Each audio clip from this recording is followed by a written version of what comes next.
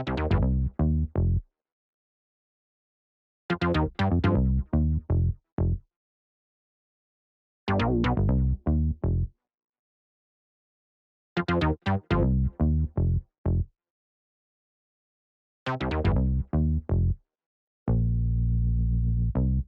alegria nos encontrarmos mais uma vez para mais um programa Contando Histórias.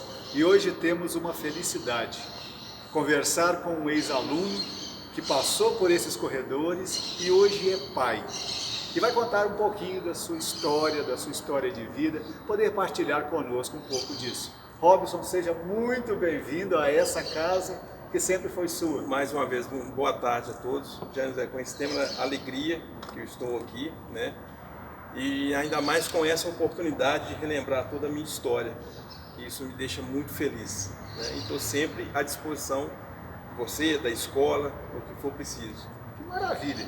E já que o nosso assunto é contar história, começa então falando um pouquinho da sua história, como é que é, sobre você, sua infância. Sim.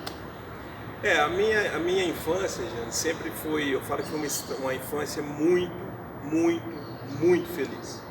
Por que eu repito a palavra muito várias vezes? Porque eu realmente fui uma criança muito feliz.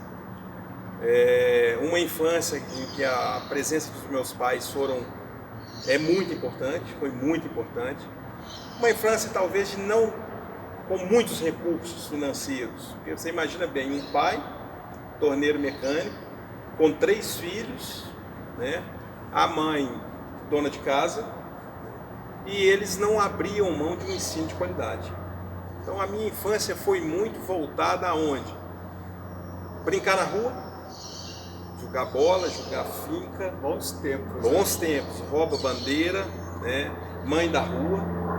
Uma infância muito voltada para o bairro. Quando eu vim, onde meu pai mora até hoje, eu estava com 1 ano de idade, né? Então, e um bairro que estava começando.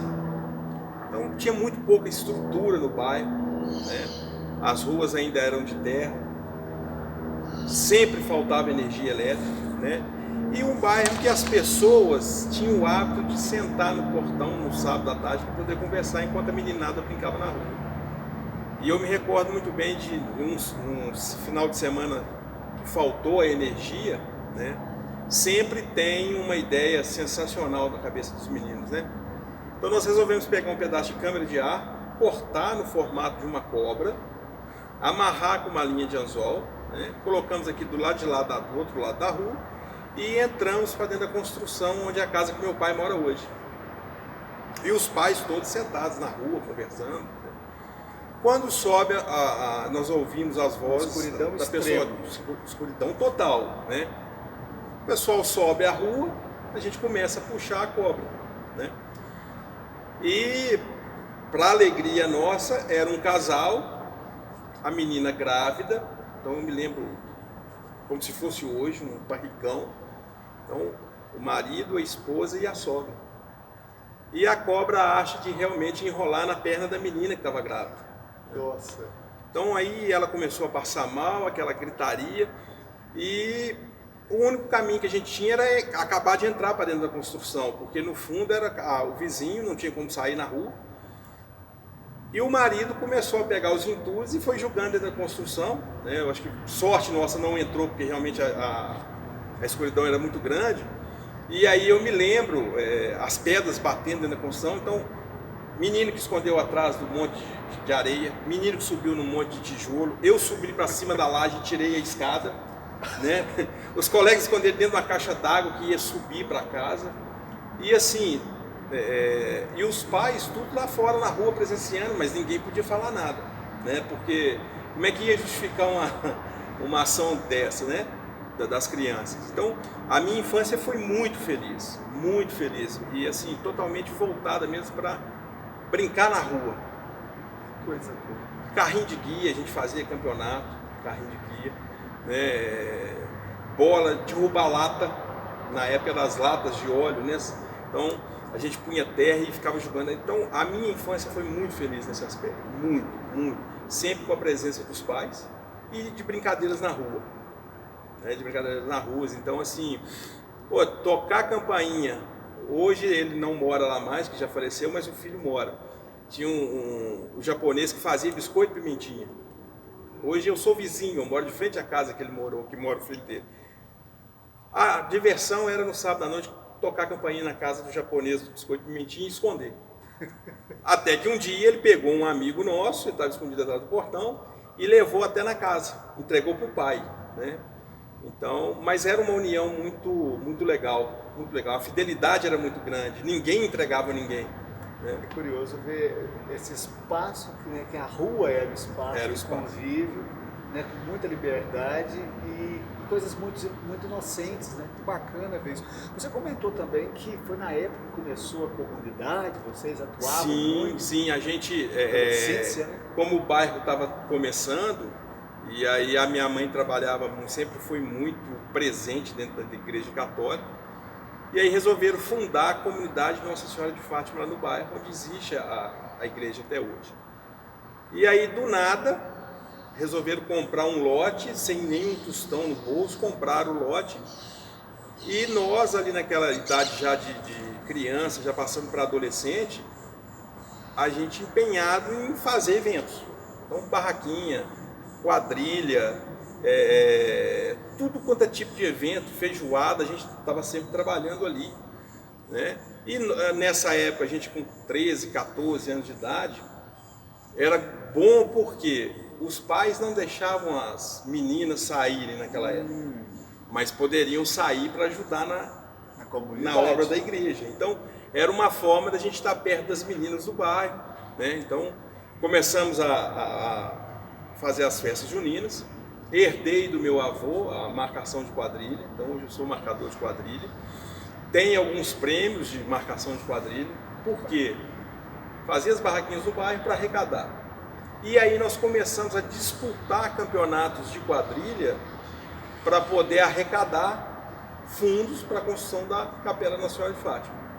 Então andamos aí em Belo Horizonte, praticamente todos os bairros, né?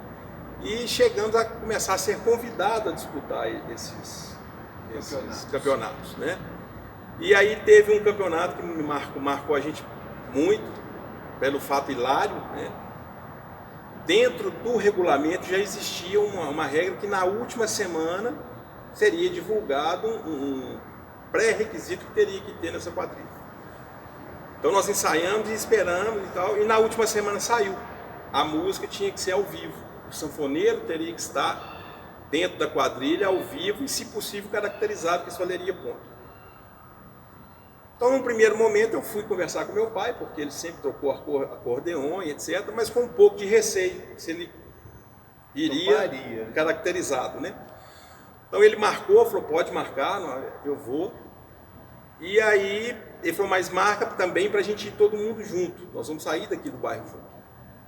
E aí, gente, no dia, nós esperando e tal, no dia à tarde, meu pai chegou com 2 Kombis, que eram dos meus tios, uma caminhonete C10, que era da empresa dele, e falou, moçada, enfeita com bambu, bandeirinha, nós vamos de cortejo, né? Então você imagina bem, uma C10 com uns 20 adolescentes na carroceria, toda enfeitada de bambu, de bandeirinha, mais as Kombis. Chegamos no local de dançar. E aí o pessoal foi dançando, estava chegando o momento de nós entrarmos com a quadrilha e o pai não aparecia. E eu naquele nervosismo falei, mãe, cadê o pai? Nós precisamos do sanfoneiro. Ela falou, seu pai vai vir, calma que seu pai vai vir.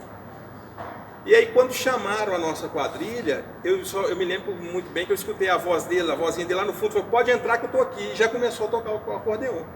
Então nós entramos, já era um espaço muito grande, e as pessoas só rindo, e eu não conseguia entender. Falei, gente, por que um motivo de tanta, né, um motivo tão hilário desse jeito? Então quando a gente fez a grande roda com a quadrilha, que eu consegui ficar de frente com o pai, ele estava tocando o acordeon, ele estava com a camisola da mãe, nossa, né, uma peruca de Maria Chiquinha, e com um batom que era 3 vezes maior do que a boca, né? Então, assim, foi um dos últimos campeonatos que nós disputamos, né? conseguimos ganhar o primeiro lugar. Nossa. E foi uma felicidade muito grande porque era o dinheiro que faltava para terminar o telhado da capela.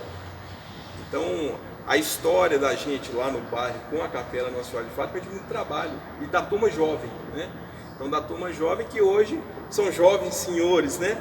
Então, assim, são boas recordações que a gente vai trazendo. Então, eu te falo, eu vejo nitidamente o pai de camisola, sabe? É fechar os olhos, eu não me esqueço dessa cena. Que bacana.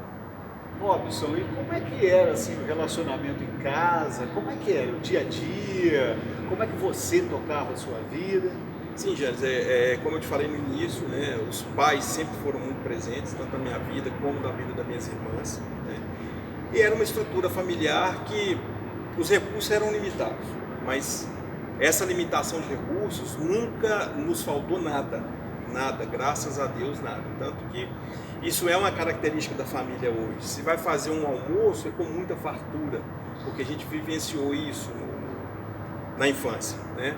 Mas eram recursos limitados, então a gente entendia que todo esse cuidado que os pais da gente tinham com um estudo de qualidade, chegaria em um determinado momento da vida que a gente teria que dar sequência nisso com as próprias pernas, né? Então, essa situação do recurso limitado, o Papai Noel, por exemplo, ele nunca deixou de trazer um presente, mas às vezes ele não trazia exatamente o presente que a gente pedia, né? Mas vamos dizer, essa decepção instantânea, que, poxa, o Papai Noel não trouxe o presente que eu pedi, ela era facilmente esquecida, porque o Papai Noel, toda vez, ele comia o lanche que a gente deixava, né? Então o pai e a mãe falavam, gente, ele vai trabalhar a noite inteira, vamos deixar um lanche aqui para ele. Então ele sempre comia o lanche. Então são situações que realmente marcaram a memória da gente, como era o coelhinho da Páscoa, né? Às vezes o coelhinho da Páscoa trazia um ovo de 50 gramas, não era um ovo de 300, meio quilo que o amigo da gente ganhava.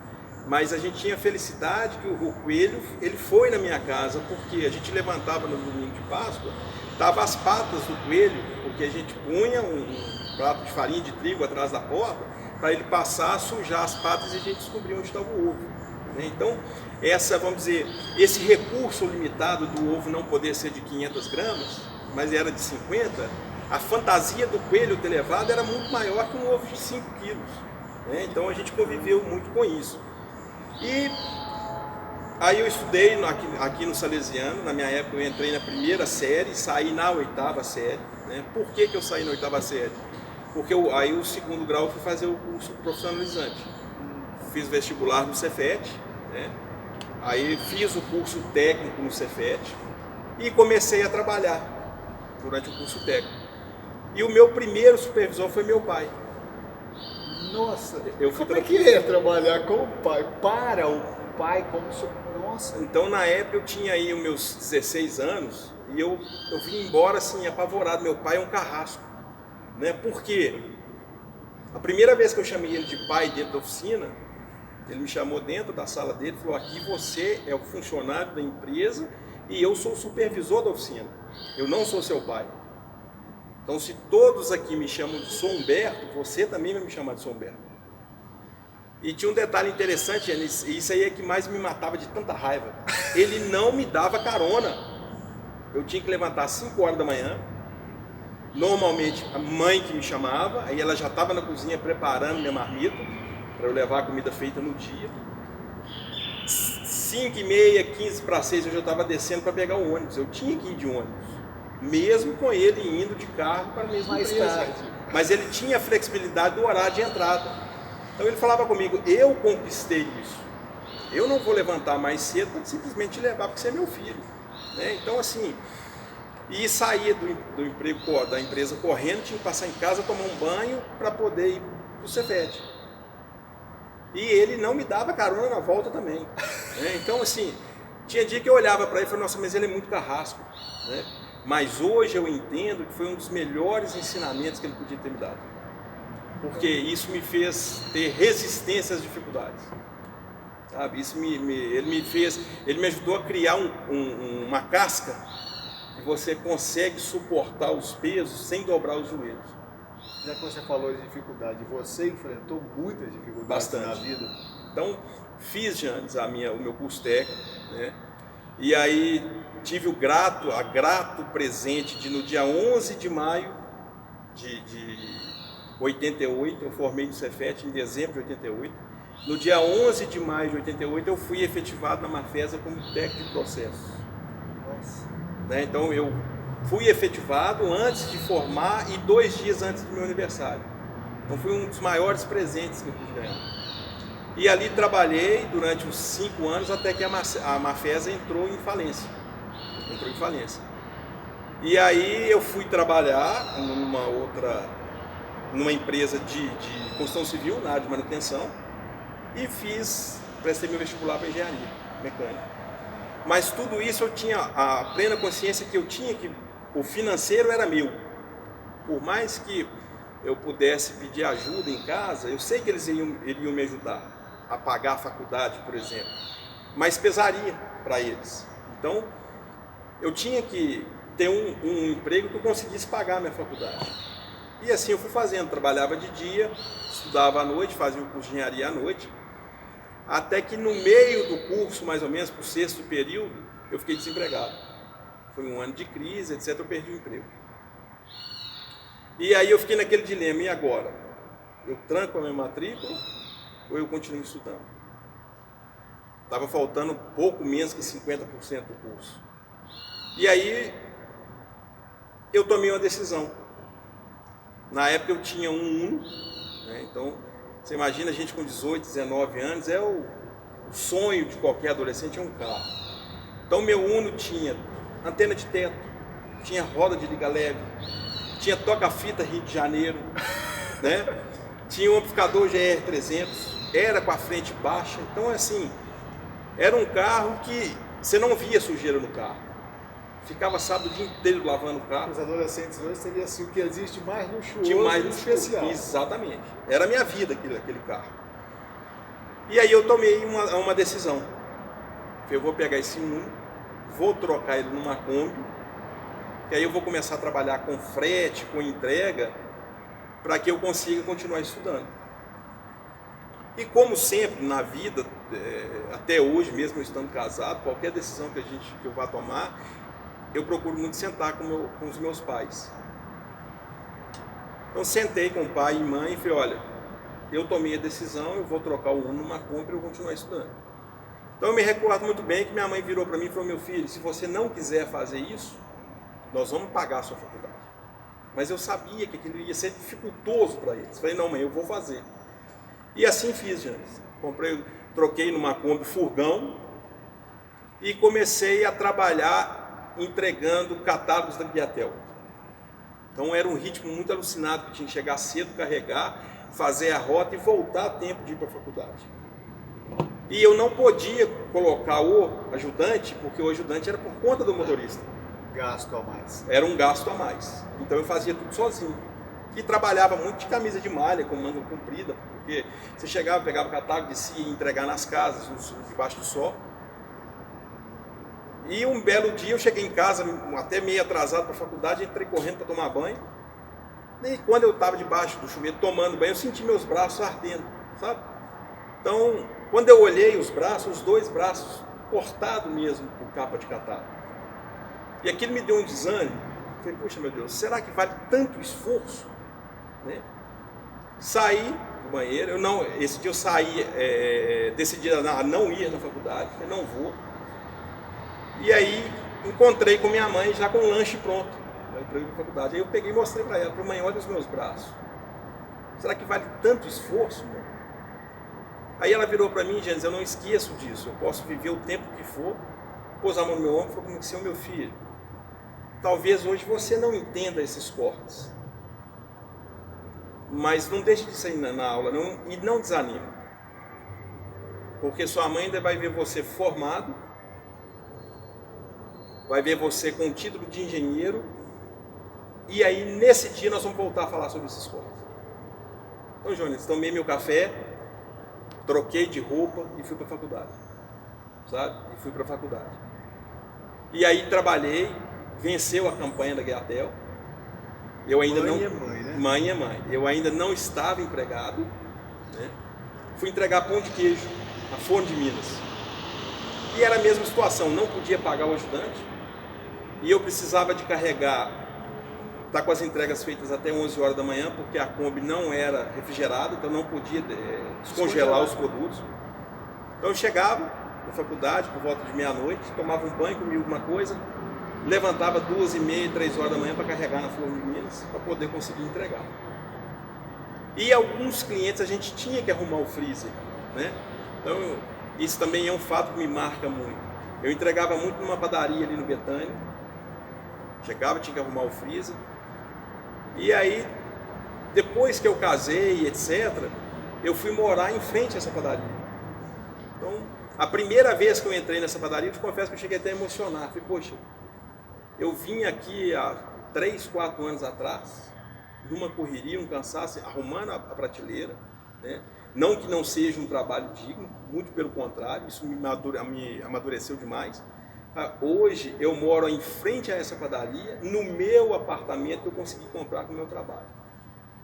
Sabe? Esforço das próprias mãos. E me lembro muito dessa, toda vez que eu vejo uma Kombi furgão na rua, você pode ter certeza absoluta. Eu falo, tá ali o divisor de águas da minha vida.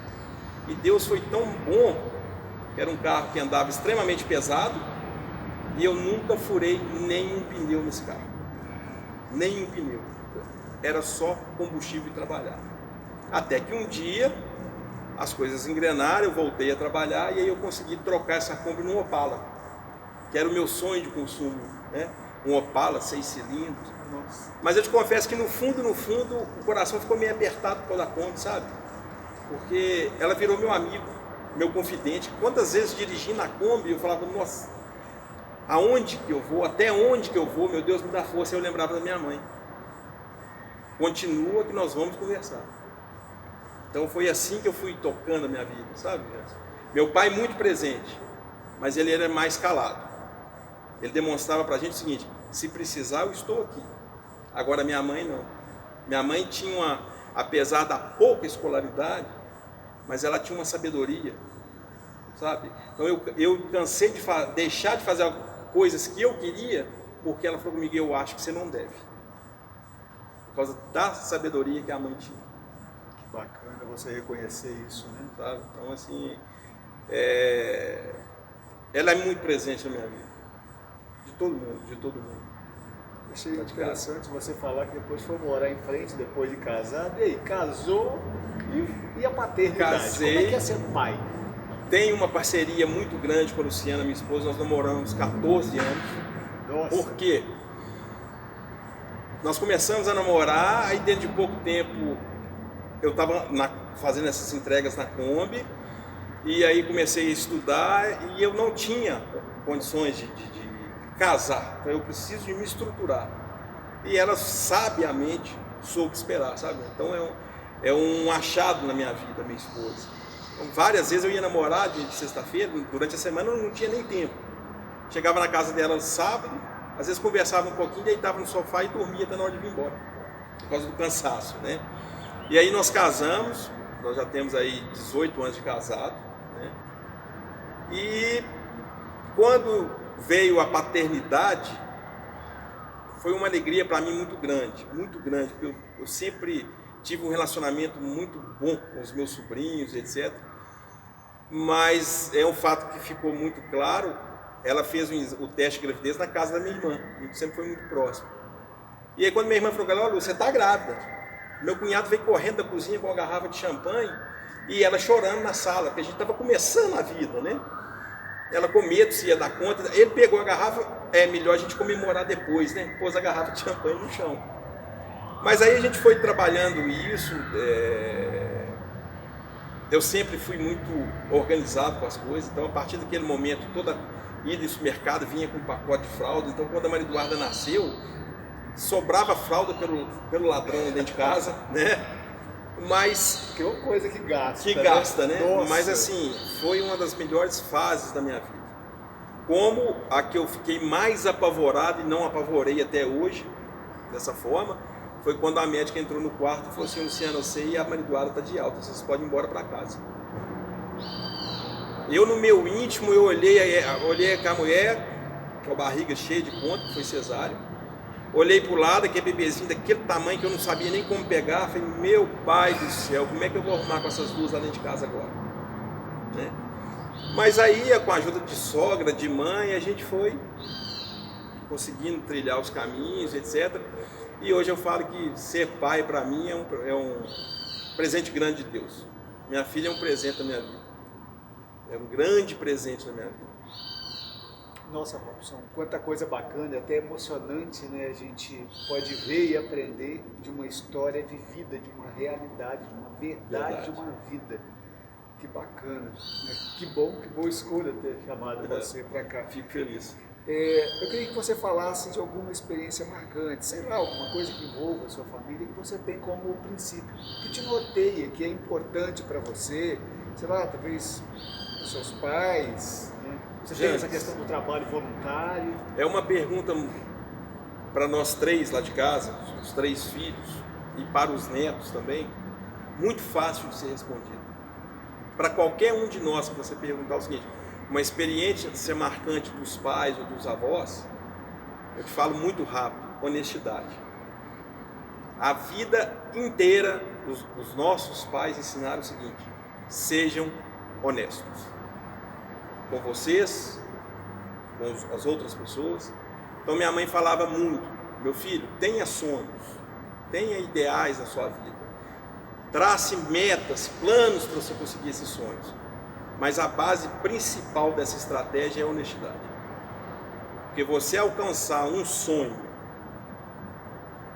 sem ter honestidade, você não alcançou um sonho, você trapaceou.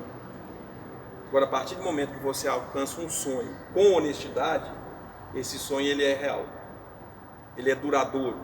É mais difícil de você conseguir, mas ele é duradouro. Então, relação dos meus pais, o exemplo dos meus pais, honestidade, sempre, sempre, sempre, sempre. E baseado nesse fato da mãe estar sempre engajada dentro de comunidades, né?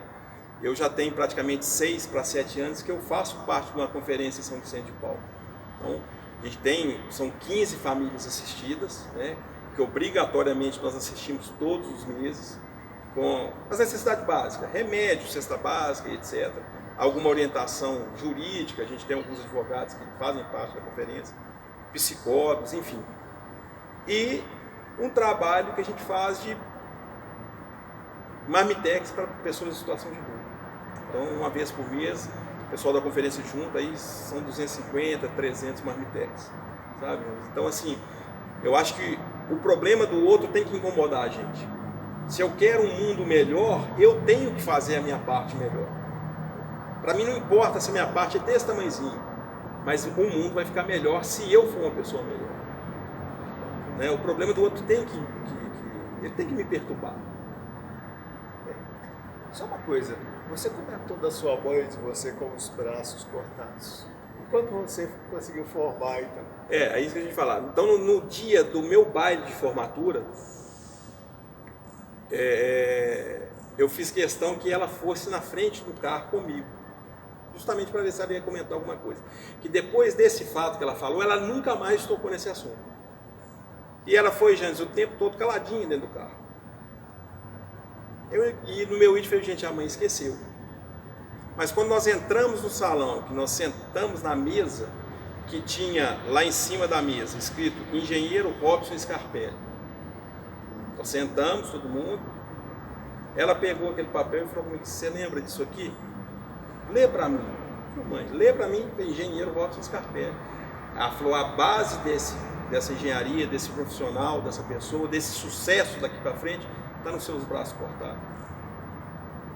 Não se esqueça nunca disso, meu filho. Sabe? Então, assim, a minha mãe eu falo que, eu não gosto de falar que vai fazer 3 anos que nós perdemos a mãe, né? Eu falo que vai fazer 3 anos que eu tenho um anjo específico para mim intercedendo lá no céu. Cuida da gente lá. E cuida da gente. Robson, eu estou muito contente por essa entrevista, muito obrigado, estamos chegando ao final. Você gostaria de deixar um recado para as pessoas que nos acompanharam até aqui? Sim, Janes, o recado que eu gostaria de deixar? Como eu te disse, estão fazendo 3 anos que eu tenho um anjo específico no céu, E quando fez 1 ano, a minha irmã me perguntou: o que mais da mãe te faz falta? E eu te confesso, antes que eu falei para ela, eu não tenho essa resposta para você. Eu não sei. E fiquei com essa pergunta dentro da minha cabeça. Falei, gente, o que mais da mãe me faz falta? Até que um dia eu cheguei a essa resposta. Sabe, hoje da minha mãe o que mais me faz falta é poder chegar na casa dela, olhar para ela e falar: mãe, bença, mãe. Ou bença, dona Dira. Sabe? Então, e aí eu falei, gente, tanto que eu tenho isso tatuado no braço. Bença, dona Dira. Está tatuado no meu braço. O que eu quero dizer isso para as pessoas que estão nos assistindo? Tenham sonhos, sim. Traçam estratégias honestas para alcançar os seus sonhos. Isso eu acho que qualquer treinamento que a gente fizer de coach, eles vão falar isso. Mas deem valor às pequenas coisas da vida.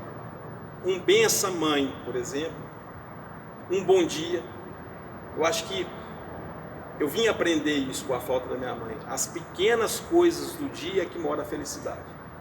Então, quando for dar um bom dia, dá esse bom dia, porque às vezes é a única coisa boa que aquela pessoa vai ter no dia, é o seu bom dia.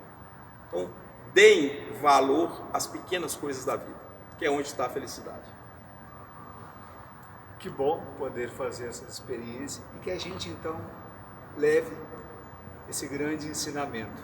Acho que eu nem devo dizer mais nada. Muito obrigado a todos vocês e nos encontramos no próximo Contando História, porque eu fiquei emocionado, a voz ficou rouca. Um abraço.